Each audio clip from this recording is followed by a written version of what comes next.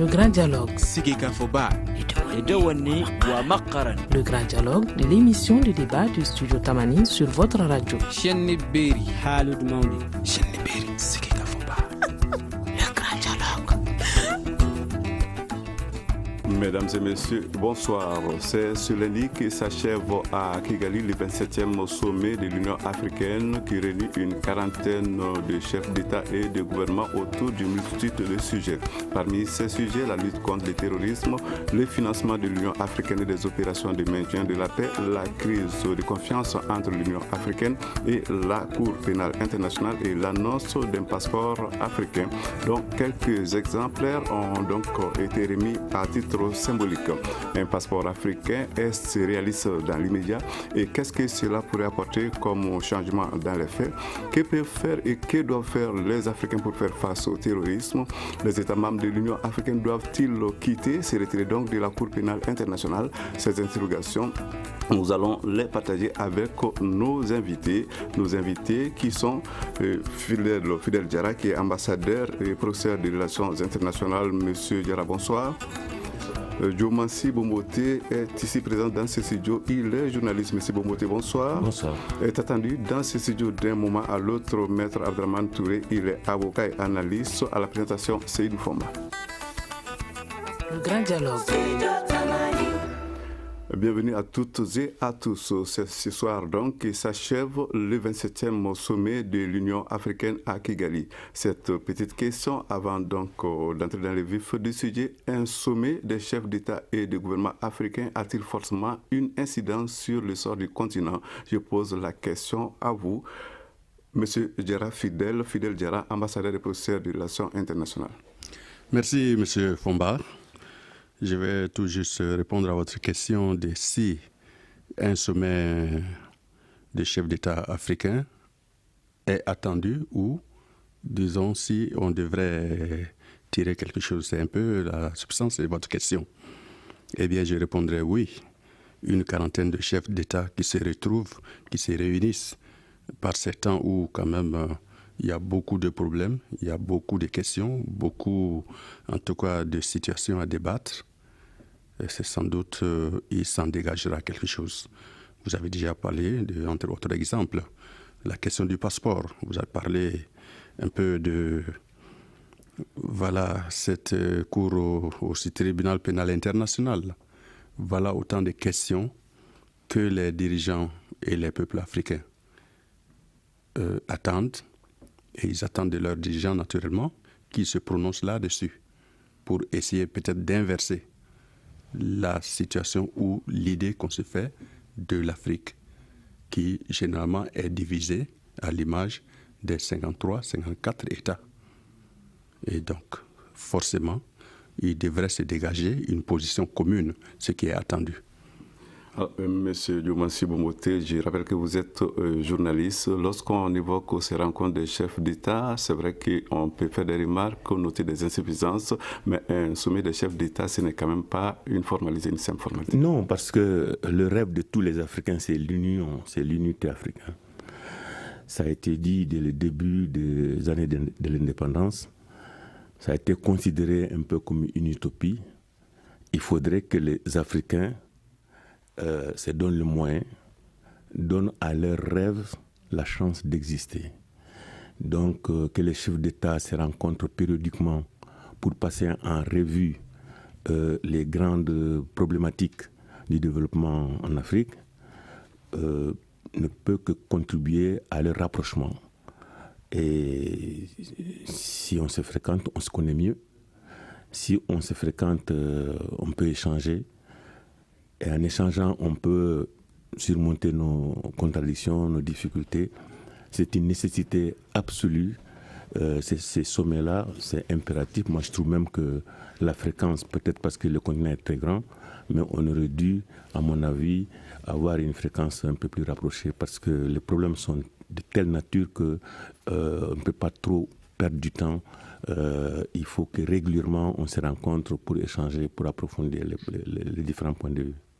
Alors, Maître Abdraman Touré vient donc de nous rejoindre dans ce studio. Monsieur Touré, dites-nous l'importance de ce genre de rencontre pour le continent. Comment est-ce que vous l'appréciez, un sommet des chefs d'État? Merci beaucoup, M. Fomba, de m'associer à ce débat. Je remercie les auditeurs de Studio Tamani. Moi, je pense que cela a dû être dit par mes prédécesseurs. Un sommet de rencontre des chefs d'État d'un continent aussi mal en point que l'Afrique ne peut être qu'une bonne chose, dans la mesure où nous savons que les défis sont énormes, les enjeux également pas très souvent maîtrisés. Donc les grands axes quand même de ce 27e sommet prouve à suffisance qu'il y a matière à réflexion et surtout matière sur laquelle il faudrait travailler dans le sens d'une plus grande communion et du renforcement de cette unité qui a été lancée depuis les premières heures de l'indépendance, mais qui a balbutié pendant longtemps. Mais je pense qu'au fil du temps, ils parviendront à trouver des voies et moyens pour concrétiser cet idéal. Alors, nous l'avons signalé, il y avait beaucoup de questions, en tout cas plusieurs questions à l'ordre du jour de cette rencontre. Il y avait notamment l'élection du commissaire. Alors, l'élection du nouveau commissaire de l'Union africaine a été reportée à janvier 2016, ce qui n'est pas forcément surprenant. Mais ce qu'il faut surtout retenir, c'est que l'un des sujets qui ont dominé les travaux, c'est la lutte contre le terrorisme. Le président en exercice de l'Union africaine, le Tchadien Idriss Déby, propose à ce sujet la création d'un fonds spécial. Est-ce un préalable à la réussite du combat contre le terrorisme, le phénomène donc à l'échelle continentale? Je pose la question à vous, Fidel Lodjara. Merci, M. Fomba.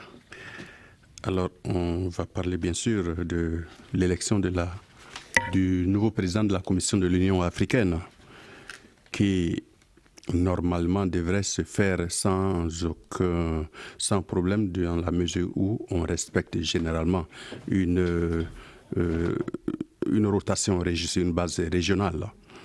Mais qu'est-ce qui est arrivé aux dernières nouvelles? Je n'ai pas eu en tout cas la teneur de ce qui sont les déclarations, la résolution finale du sommet qui a dû déjà s'achever ce lundi. Mais alors il y avait un certain nombre de candidats qui semblent n'avoir pas recueilli l'assentiment ou la caution d'une frange d'une région non négligeable et qui ont demandé tout simplement à leur barrer la route pour susciter d'autres candidatures qui pourraient alors provenir de régions autres que l'Afrique centrale ou australe. C'est normalement l'Afrique centrale ou bien de l'Est, d'où devrait provenir le nouveau président de la Commission. Et des 3 candidats qui n'ont pas été retenus, il y a lieu de voir en tout cas non seulement un problème déjà de ce qu'on pourrait appeler un gentleman agreement.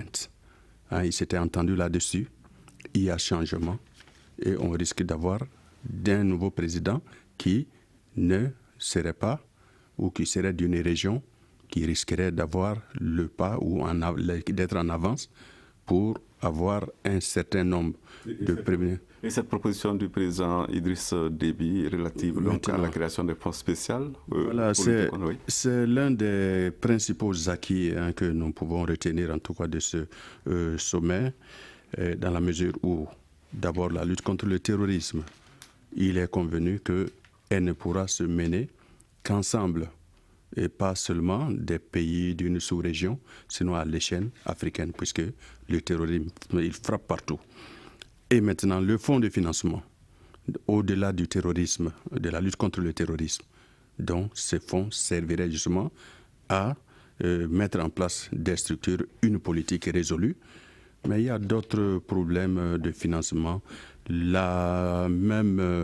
Disons, le fonctionnement même des institutions de l'Union africaine et d'autres fonds qui posent problème. On en parlera justement au cours de ce débat. Voilà, Monsieur Bomoté, dites-nous à présent, cette proposition du président Déby, est-ce que réellement c'est un préalable à la réussite de la lutte contre le terrorisme en Afrique, la création des fonds spéciaux? Monsieur Fomba, vous savez très bien que le nerf de la guerre, c'est l'argent. Et c'est fondamental. On ne peut rien faire sans l'argent. Et donc, ça me paraît tellement évident que je suis un peu déçu que ce soit seulement maintenant que le problème se soit posé. Il faudrait que toute l'Afrique, que l'ensemble du continent, pas seulement au niveau des chefs d'État, mais que les peuples soient impliqués, sensibilisés, informés et qu'ils prennent conscience que c'est le sort de chacun d'entre nous qui est en cause. L'horreur peut frapper n'importe où, n'importe quand, n'importe qui. Donc, s'organiser, s'armer, se donner les moyens pour faire face à ces dangers est un impératif catégorique qui s'adresse à l'ensemble des Africains. Donc, je pense que c'est une proposition qui est très pertinente. J'espère qu'elle ne sera pas lettre morte, comme beaucoup de propositions qui sont pertinentes faites dans le cadre de l'unité africaine de l'OUA avant, mais qui malheureusement se sont terminées en queue de poisson. J'espère que cette fois-ci, ils prendront conscience et que des actes suivront. Maître Abdrahmane Touré. Oui, enfin, moi je pense que quand on regarde la proposition d'Idriss Déby, elle n'est que le prolongement de celle qui a été faite par la ministre rwandaise des Affaires étrangères, qui a affirmé de manière assez claire qu'il faudrait que l'Afrique puisse parvenir à financer elle-même la plupart de ses programmes et aussi les opérations de maintien de paix. En disant qu'il faudrait qu'on fasse cela, moi je ne pense pas qu'on dise quelque chose de nouveau. Ce n'est pas une révolution en soi. La proposition de Déby, elle est très bien, mais quand on l'observe très bien, on peut se dire simplement que ça relève un tout petit peu de l'incantation, voire même un vœu pieux. Parce que quand on a des propositions de ce genre, pour moi, à ce niveau, dans ce sommet-là, il fallait peut-être aller un peu plus au fond de la chose et amener peut-être une esquisse de proposition de mécanisme de financement. Et jusqu'à présent, on est au stade des déclaration de bonne intention, comme ça a très souvent été le cas. Et cette fois-ci, face à l'acuité de la crise que nous traversons sécuritaire sur le continent, on aurait dû peut-être mettre en place, avant de venir faire des propositions, des équipes capables de faire des propositions de mécanismes concrets, n'est-ce pas, de financement des opérations de maintien de paix. Et quand la ministre rwandaise des Affaires étrangères également, elle dit qu'il faut qu'on parvienne à financer la plupart de nos projets, sans pour autant citer lesquels, je pense qu'on n'est pas allé au fond des choses. Jusqu'à présent, on n'est pas dans les concrets, on est dans les préséances, les protocoles et les grandes affirmations. L'une de nos tares, c'est bien cela, et je pense qu'il est temps qu'on dépasse cette phase-là et qu'on vienne très souvent avec des mécanismes concrets. Moi, à ma connaissance, je n'ai pas eu écho vraiment de propositions ou de mécanismes, de scénarios ou d'alternatives par rapport aux propositions qui ont été faites. Nous allons suivre à présent la réaction de Mancibo Moutéré. Oui, j'emboîte le pas. J'espère que les commentaires de Maître Touré sont tout à fait fondés. Hein. Je pense que aux préoccupations se justifient. Bon, maintenant, pour être un peu plus réaliste, la proposition qui a été faite, c'est que tous les pays africains acceptent de céder 0,2% de leurs importations. Actuellement, le budget de fonctionnement de l'Union africaine est de l'ordre de 700 millions de dollars. Avec ces prélèvements de 0,2%, on va avoir un budget d'environ 1 milliard et quelques. Donc ça, c'est concret. Mais, comme vous dites, le vœu pieux, oui, déjà, les cotisations statutaires qui sont fixées ne sont pas payées. À 70%, elles ne sont pas payées. Et nous sommes, il faut le dire, parce que notre public doit le savoir, nous sommes financés par les États-Unis, nous sommes financés par la France, nous sommes par l'Union européenne, par la Banque mondiale, par des bailleurs externes qui contribuent pour plus de 3/4 du budget. Monsieur Bomoté, ces chiffres, nous aurons l'occasion de les évoquer. Nous allons observer une courte pause avant de poursuivre ces débats. Vous écoutez Studio Tamani, votre avis nous intéresse. Écrivez vos commentaires et suggestions sur la page Facebook et dialoguez avec nous. Studio Tamani, c'est aussi les réseaux sociaux. Le 27e sommet de l'Union africaine, c'est donc le thème du grand dialogue de ce lundi. Nous en parlons avec 3 invités. Fidel Diarra, qui est ambassadeur professionnel des relations internationales, Loumassi Bomboté, journaliste, et Maître Abdelman Touré, avocat analyste. Le terrorisme, c'est la question que nous évoquions tout à l'heure. Alors, puisqu'on parle de terrorisme, il y a déjà eu Bamako, Ouagadougou, Abidjan, il y a Al-Qaïda, il y a Boko Haram, qui même affaibli reste toujours très nuisible, il y a le Shebab et l'État islamique. Alors, la menace terroriste reste quand même très forte sur le continent. En a-t-on réellement conscience au sommet, M. Diarra? Oui, absolument. Il en a été question tout au long et même avant. Ça, les dirigeants africains en ont pleinement conscience, autant qu'ils en ont conscience qu'il faut aller ensemble pour lutter contre ce fléau, pour l'endiguer totalement. Et je crois que cette proposition que M. Touré vient de rappeler, qu'elle a été suscitée, elle était pensée un peu en sourdine par bon nombre de dirigeants africains avant d'être portée par le président en exercice sortant de l'Union africaine, qui est le président tchadien Idriss Déby. Mais sans doute qu'il faudra, et c'est la pleine conscience que les dirigeants ont, de tenir à bras le corps, de tirer ce problème du terrorisme par le corne, et surtout en lien avec les opérations de maintien de la paix. M. Touré en parlait tantôt. Il faudrait arriver à financer cette lutte entre les États africains au sein des institutions sous-régionales et régionales africaines, et pouvoir ainsi se passer des conditions ou en tout cas de ces multiples résolutions qui nous viennent et qui ne servent pratiquement pas. Même si les mandats sont généralement clairs, il faut le rappeler, les chapitres 7 de l'ONU, généralement, a des résolutions qui sont claires et qui engagent en tout cas les opérations de maintien de la paix. Ce n'est pas le cas en Afrique, où vous avez des troupes qui viennent de certains pays n'étant pas bien outillés, pas aussi formés, même que les pays qui sont chargés de venir assister. Donc ça crée des problèmes. Et disposer donc de fonds pour, en tout cas, régler cette question au plan africain, ce ne serait que tout bénéfice. Monsieur Bomboté, dites-nous, à présent, a-t-on véritablement pris la mesure de la gravité de la menace terroriste? Oui, je pense que c'est une évidence. Tous les pays africains, je pourrais même dire tous les peuples africains, avec les exemples que vous avez cités, que ce soit au Mali, que ce soit au Burkina Faso, en Côte d'Ivoire, et j'en passe, on a conscience de la gravité du danger. Je disais tantôt que l'horreur peut frapper à tout moment, n'importe où, n'importe qui, n'importe quand. Mais M. Touré, M. Diarra ont souligné la dimension financière de l'opération, c'est vrai, mais il y a d'autres aspects. Et un des aspects qui me paraît le plus important, c'est les renseignements. Je trouve que les Africains ne sont pas assez organisés. Nos services de renseignement se comportent souvent en amateurs. Ils collaborent peu? Ils collaborent peu, il y a très peu d'échanges entre nos services. Et même à l'intérieur d'un pays, l'organisation des services de renseignement laisse à désirer. Souvent, on se préoccupe plus de la vie privée des individus que de problèmes majeurs qui concernent le fonctionnement de l'État. Donc, l'échange d'informations entre les pays, c'est quelque chose de très important. Il y a un aspect qui me paraît aussi essentiel. C'est l'argument souvent employé par les djihadistes pour commettre leur forfait, leur barbarie. C'est au nom de l'islam.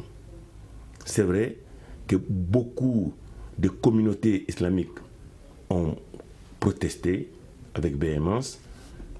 Je n'ose pas douter de la sincérité de ces protestations, mais je crois qu'il est temps qu'il y ait une réflexion en profondeur au sein de la religion islamique, que vraiment les musulmans s'élèvent, qu'ils expliquent que leur dogme est totalement à l'antipode de la violence, n'est pas ne fait pas l'apologie de la violence, il est absolument indispensable qu'il y ait une réflexion en profondeur des maîtres de la parole, j'allais dire, les grands penseurs de l'islam à travers le monde ne doivent plus se contenter de condamnations, mais doivent agir et poser des actes concrets pour que vraiment on éradique ça à la racine, l'origine de ces mal, parce qu'il y a une utilisation abusive par des charlatans de la religion islamique qui donnent de l'islam une image qui est totalement à l'opposé de la réalité de ce qu'enseigne l'islam. Maître Laurent Touré. Oui, moi je pense à la suite de ce que M. Bomboté vient de le dire, les réponses sont multiples, multiformes. Il y a des réponses financières, il y a des réponses d'ordre philosophique, il y a des réponses d'ordre religieux, il y a des réponses d'ordre politique et économique, parce qu'il y a cette dimension aussi qui intervient. Mais pour revenir à la question du financement, ça a été dit ici tout à l'heure, c'est bien beau de proposer un mécanisme de financement sur la base de cotisation de 0,2% sur les importations. Mais avant cela, pourquoi ne pas faire l'état de lieu du non-paiement des différents états de leurs cotisations? D'abord, il y a un premier problème qui existe, on n'a pas trouvé de solution à cela. On fait une nouvelle proposition encore. Qu'est-ce que nous montre en réalité qu'on parviendra à récolter ces sommes, même si les calculs in fine de 700 milliards de dollars peuvent être atteints de manière théorique, mais de manière concrète, demandons d'abord aux États de s'acquitter déjà des cotisations existantes. C'était minimum. Et exactement, là c'est une réunion de très haut niveau et ce n'est pas n'importe qui est là-bas, c'est les premiers responsables de chaque pays qui s'y trouvent. Donc la question également de la prise de conscience du terrorisme, c'est moins la prise de conscience que les mécanismes et le dispositif de pilotage de la lutte contre ce phénomène-là. Parce qu'à ce niveau, ça a été dit en partie, il a été très diplomate, M. Bomboté, nos services de renseignement et de sécurité sont tributaires de leur histoire. Quand on regarde les premières heures quand même de la création de ce service, très souvent, ils ont été utilisés pour la répression au service pratiquement des partis et des dirigeants qui étaient à l'époque qui s'en servaient soit pour éliminer des opposants politiques, etc., soit des agresseurs, etc. Mais les choses ont évolué et les services n'ont pas suivi cette évolution, de sorte que même le personnel qui dirige ce genre de service est plus axé sur ce genre de questions plutôt que les nouvelles questions de stratégie, de sécurité, etc. Si vous regardez l'armée, par exemple, américaine ou les pays très bien organisés, vous allez vous rendre compte que l'armée, c'est le point de chute des meilleurs dans pratiquement tous les domaines. Les hôpitaux militaires en France ou aux États-Unis, c'est les meilleurs hôpitaux. Les ingénieurs, les meilleurs, c'est l'armée qui se les arrache. Voyez-vous, les sociologues, les politiciens, tout ça pour travailler en termes de prospective, en termes également de prévention. C'est ça aussi qui fait qu'ils parviennent à savoir des choses très souvent en avant parce qu'ils les ont étudiées, ils ont des spécialistes là-dessus et nous, on est dans l'aspect maniement purement des armes, dans l'aspect sécuritaire traditionnel. Donc on est largement dépassé et il faudrait qu'on crée ce dispositif de pilotage en commençant ne serait-ce que par le partage de renseignements de manière assez fiable et de manière assez ouverte. Oui, je voudrais quand même ajouter à cela, ce qu'il a dit, c'est très important. Le mot clé, il faut professionnaliser nos services de renseignement. Exactement. Il faut qu'ils deviennent de vrais professionnels, qu'on cesse d'être amateurs, qu'on cesse de bricoler.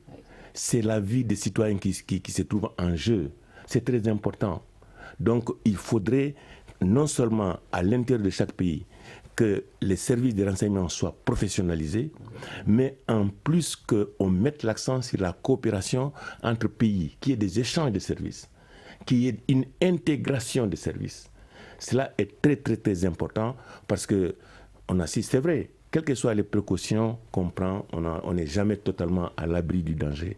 Mais il y a un minimum, je ne veux pas monopoliser la parole, je mets l'accent sur l'aspect professionnalisme des services de renseignement. Fidel Diarra. Oui, je suis tout à fait d'accord, je partage vos points de vue, vos idées. Mais seulement en matière de renseignement, vous avez beaucoup parlé du renseignement, nous devrons tirer les leçons de notre histoire passée et récente. Vous avez fait allusion tantôt aux répressions, et ça c'est généralement l'appareil militaire, l'appareil militaro-sécuritaire. Or que la sécurité n'est pas que l'affaire des hommes en uniforme de l'armée et des forces de sécurité. Et malheureusement, c'est eux qui contrôlent nos services. Et ils n'arrivent pas à se départir justement de cette mentalité, en tout cas répressive, ou en tout cas de ces réflexes-là, qui ne les permettent pas de se développer ni de coopérer avec les civils, avec la population en général. Et voilà, vous aviez parlé aussi des différents extrémismes religieux. Il n'y a pas que religieux, mais ça c'est un exemple. Alors là, pour avoir un terrain, en tout cas pour avoir une solution, il faut que tout le monde s'implique. Et c'est vrai que c'est le rôle des États de pouvoir obtenir cette alliance, n'est-ce pas, cette stratégie qui inclut toutes les composantes de la société.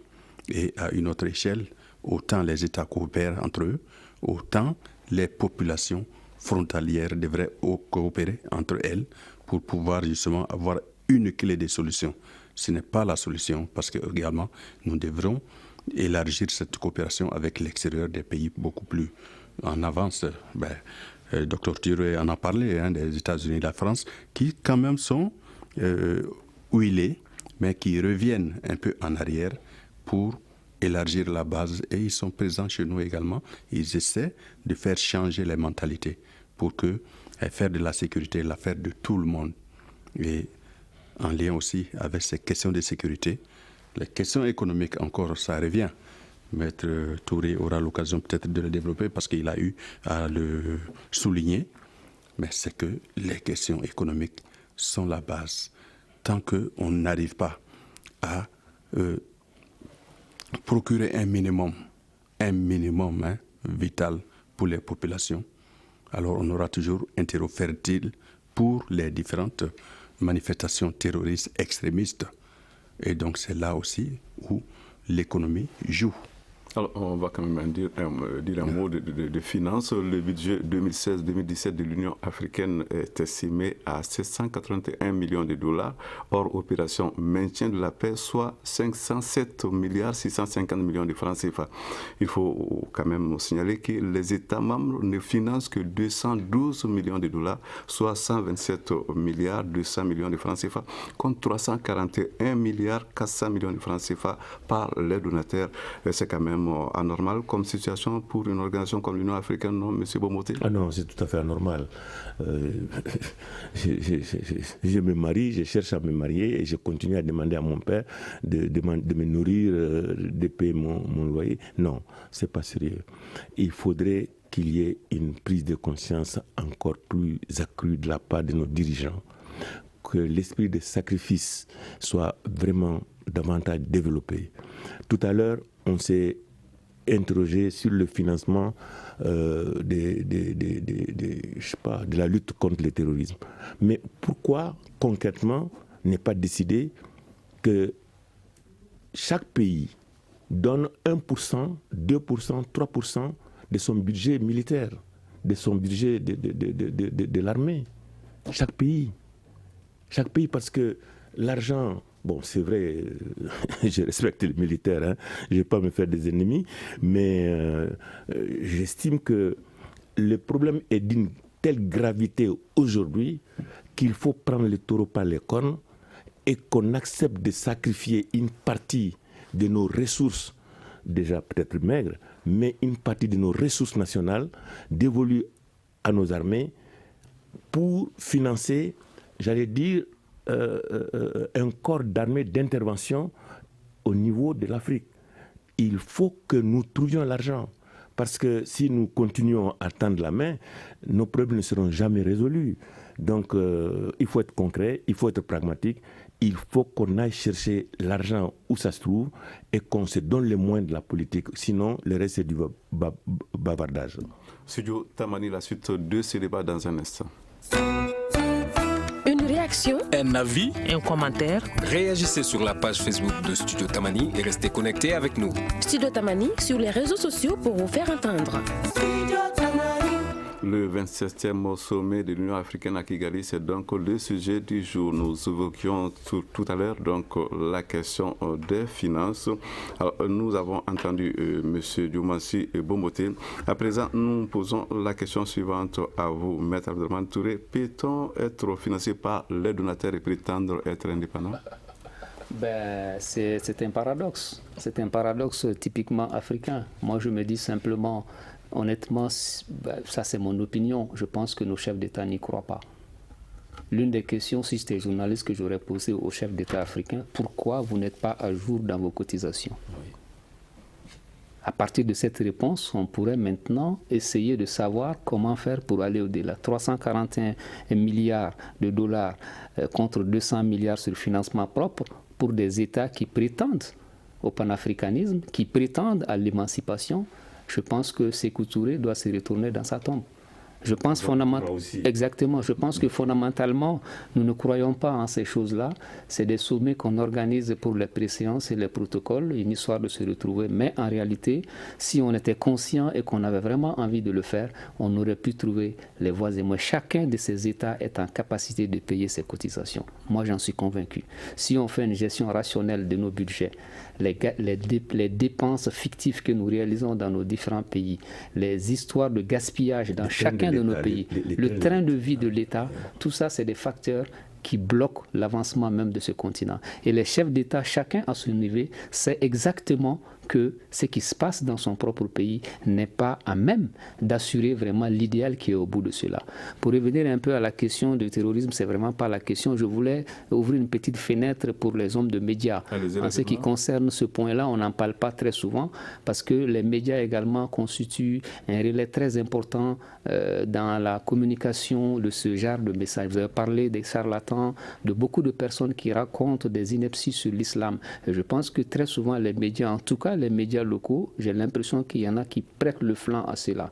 Parce qu'il faudrait quand même parvenir à harmoniser ce qui doit être passé sur les médias, à mesurer l'impact de ce qui se passe. Très souvent, on voit des prêcheurs qui se convertissent très souvent en médecins, etc., etc. Et ça passe sur toutes les antennes des radios quand même locales. Je pense que les médias ont un rôle fondamental, doivent synthétiser ce qui se dit avant de divulguer ces choses enregistrées sur lesquelles d'ailleurs des personnes avisées aimeraient intervenir mais n'ont pas la possibilité. C'est des documents qui sont enregistrés et diffusés et on embarque les personnes soit sur le plan de la santé, soit sur le plan également de l'adhésion à telle ou telle obédience religieuse ou secte. Moi je pense que les médias doivent se réveiller à un moment. Il y a eu quelques jours, on a eu des clashs entre différentes personnes sur les médias. Moi je pense que c'est des événements également qu'il faudrait parvenir à stopper au même titre que les renseignements qu'on donne. La communication aussi a un impact très important. Oui, bon, mais je pense que votre position, M. Fomba, il a parfaitement raison de souligner le rôle majeur des médias. Et ce que je disais à propos des renseignements, je dirais la même chose à propos des médias. Il faut qu'on atteigne un certain niveau de professionnalisme, qu'on soit rigoureux dans le traitement de l'information. J'ai souvent l'habitude de taper sur les médias maliens, sur les limites de nos journaux, de nos médias, mais je reconnais aussi que beaucoup font des efforts énormes. Et notamment, c'est un appel qu'il faut adresser à l'État. Il faudrait enfin que l'école de journalisme qui a été annoncée Urubu et Orbi depuis tellement longtemps voit le jour enfin. Elle sera une réalité très prochainement, on l'avait appris. Ben oui, bon, je suis un des acteurs de sa mise en œuvre, mais je pense qu'en principe, on ne devrait plus tarder et qu'à l'ouverture prochaine, la première génération devait sortir. Et il faut absolument que nous ayons des journalistes dignes de ces noms. Il y en a déjà, mais il faudrait tendre à plus de rigueur, à plus de professionnalisme dans le traitement de l'information. Et Maître Touré, vous avez parfaitement raison, je suis d'accord avec vous. Il faudra impliquer les journalistes, il faut qu'ils prennent conscience, il faut qu'on leur donne également les moyens de pouvoir assumer pleinement leurs fonctions dans la société. Et dans la lutte contre le terrorisme, les journalistes ont leur place. Nous allons nous intéresser à présent à la CPI et le trait de la CPI des pays membres de l'Union africaine. On en parle beaucoup, donc même au cours de ce sommet. Alors, ce retrait serait-il salutaire pour le continent à tous les égards, même après le cas Hissène Habré qualifié de succès, Monsieur Diarra? Merci. Bon, le problème de la CPI, il s'est posé, je crois, depuis justement le procès, n'est-ce pas, contre Hissène Habré. Mais il y a eu des précédents. Et au-delà de ces cas précis, l'Afrique, avec son système, avec sa cour, n'est-ce pas, de justice, qui aurait pu juger Hissène Habré, qui aurait pu juger d'autres personnes, et bien qui existe bien avant que la TPI ait été créée, ratifiée par nos États. Malheureusement, nos États l'ont ratifiée. Et maintenant que, alors parce que c'est pour quelles raisons on veut revenir en arrière? Moi, je crois que cela relève un peu de l'inconséquence également. Parce que si nous avions donné les moyens, ou si nous nous étions donné les moyens de faire, en tout cas, fonctionner, n'est-ce pas, la Cour africaine de justice, on aurait pu se passer du tribunal pénal international, ou encore, je le répète, une grande majorité des États africains qui l'ont signé et ratifié, pendant que d'autres en Europe, aux États-Unis notamment, ils l'ont signé, ils n'ont pas ratifié. Personne n'oblige à ratifier une décision, un traité international, s'il ne fait pas votre affaire. Alors, nous avons hâte quand même d'entendre sur cette question, Maître Abdelrahmane Touré. Bon, je pense que cette histoire de retrait de la CPI venant de la part des chefs d'État, de certains chefs d'État, moi, ça ne m'étonne pas. Quand on regarde la CPI, le statut de Rome, l'adhésion, elle est volontaire. Elle s'est faite sur le plan individuel en ce qui concerne les États. Et pour sortir quand même de la CPI, il suffit juste simplement de faire une demande qu'on dépose au secrétariat général. Pendant l'année de la demande, on ne sort pas, mais l'année qui suit, on est carrément sorti. À partir du moment où l'adhésion est individuelle et qu'il y a des voies et moyens pour sortir, moi je me demande pourquoi on va demander une sortie collective. Que celui qui ne se sent pas en phase avec le statut de Rome fasse simplement la demande de retrait de son pays de la CPI.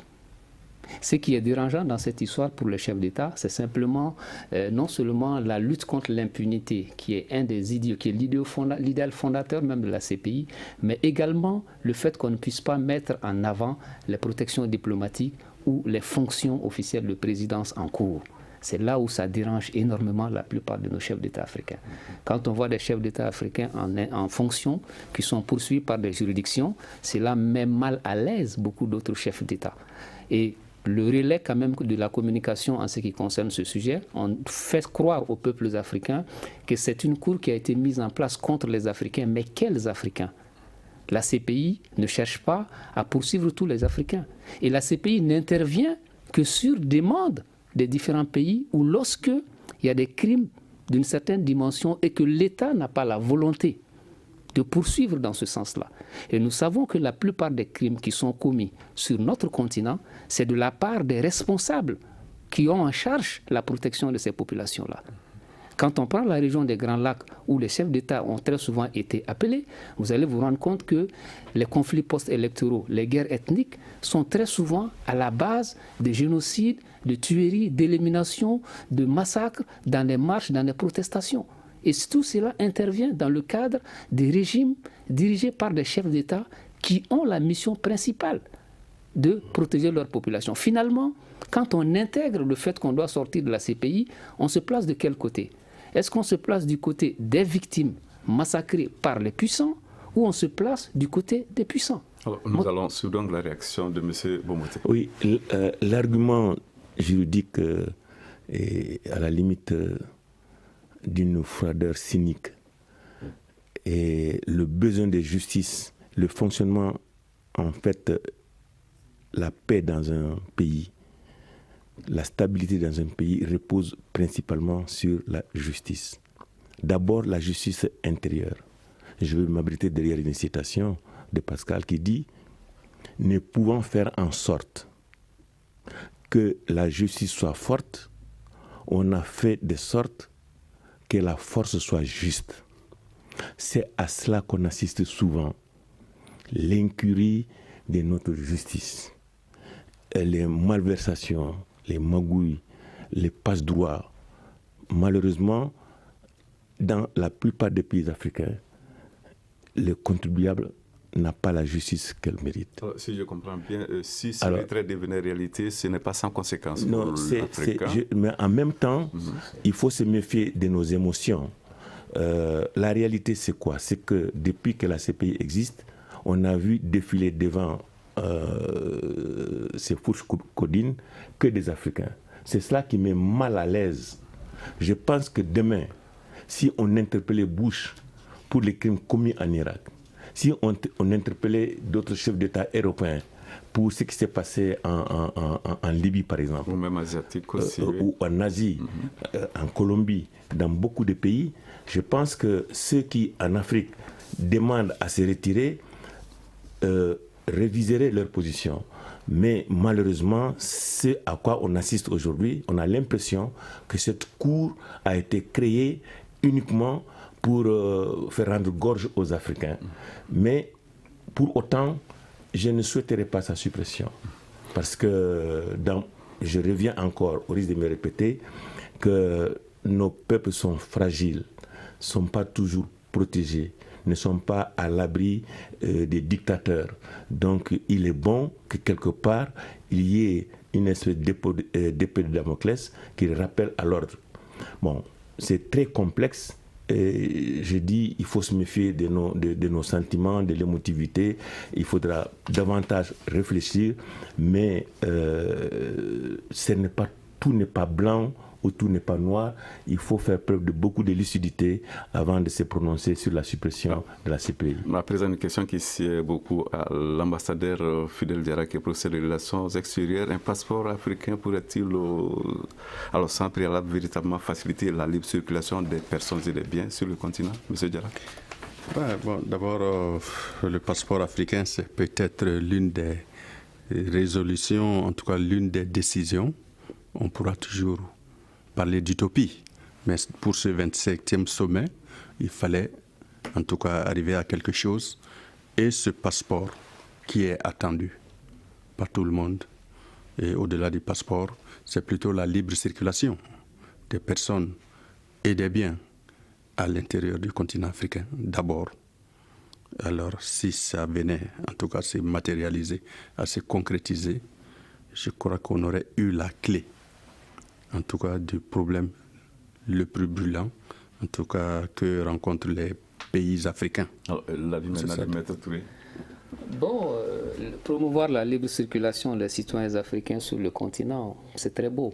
Mais quand on regarde les chiffres, je me suis permis de regarder un tout petit peu, j'ai sorti quelques chiffres que je vais vous lire. On dit que 55% des pays africains exigent un visa pour les citoyens africains.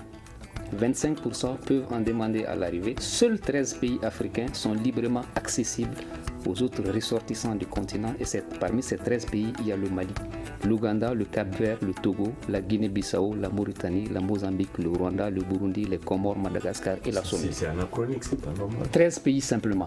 C'est vous dire, lorsqu'on met en place un système de passeport panafricain, avec tout ce que cela charrie comme idéal, ça ne pourra que nous créer plus de problèmes qu'on ne le croit.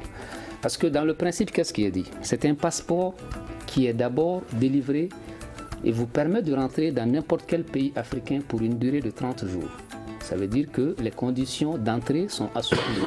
Mais les conditions de séjour, on n'en parle pas. Vous savez que sur le continent africain, il y a beaucoup de mouvements. Un Camerounais qui veut aller au Gabon pour aller travailler, un Malien qui veut se rendre au Cameroun pour y aller, il a le passeport pour les 30 premiers jours. Après, il s'installe.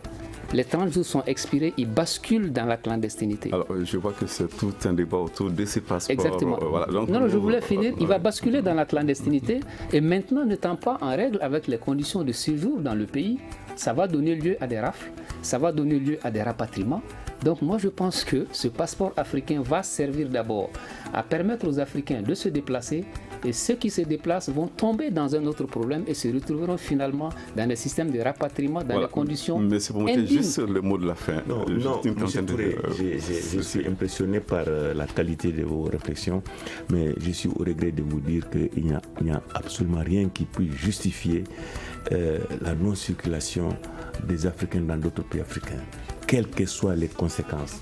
Nous sommes africains, nous voulons faire l'union africaine, nous voulons faire l'unité africaine. On doit donner, quels que soient les prix à payer, la possibilité, la liberté à chaque Africain d'aller où il veut sur le continent. Alors nous aurons donc l'occasion de revenir sur cette question si importante. Alors le temps, voilà. C'est donc la fin de cette émission. Je rappelle que nos invités étaient Fidèle Diarra, ambassadeur professeur de relations extérieures, de relations internationales, Youmassi Boumoté qui est journaliste et Maître Abdraman Touré, avocat, analyste. On se retrouve demain. Le grand dialogue. Le grand dialogue de l'émission de débat du studio Tamani sur votre radio.